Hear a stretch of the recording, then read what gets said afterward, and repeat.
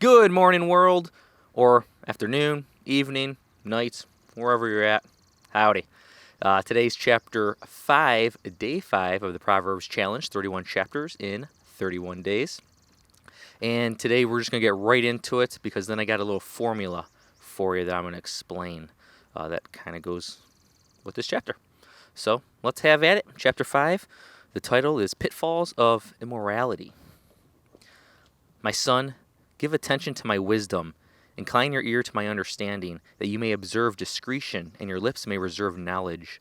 For the lips of an adulteress drip honey, and smoother than oil is her speech. But in the end she is bitter as wormwood, sharp as a two-edged sword. Her feet go down to death, her steps take hold of Sheol. She does not ponder the path of life. Her ways are unstable, she does not know it. Now then, my sons, listen to me, and do not depart from the words of my mouth. Keep your way far from her, and do not go near the door of her house, or you will give your vigor to others, and your years to the cruel one. And strangers will be filled with your strength, and your hard-earned goods will go to the house of an alien. And you groan at your final end when your flesh and your body are consumed. And you say, how I have hated instruction, and my heart spurred reproof.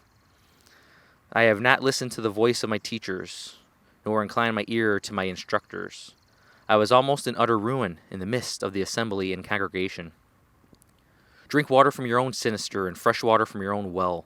Should your springs be dispersed abroad, streams of water in the streets?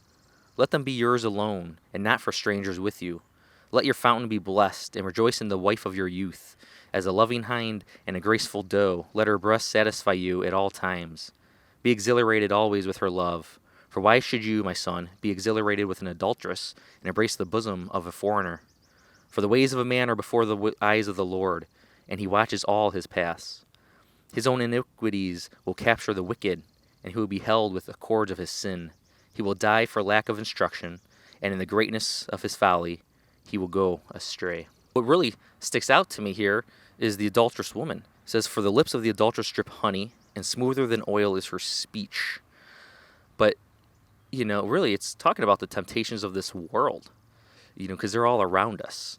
But how do you stop that? Because sin is all over. Sin wants you via the temptations.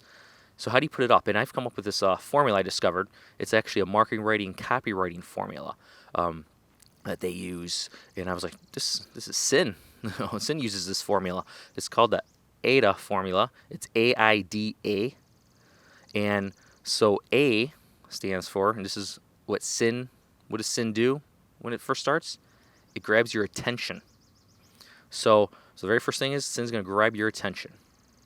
And then it goes to I, which is interest. After it grabs your attention, it's going to take your interest.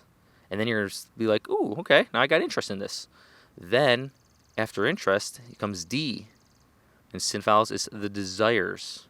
And the desires of your sinfulness from that temptation starts to grow.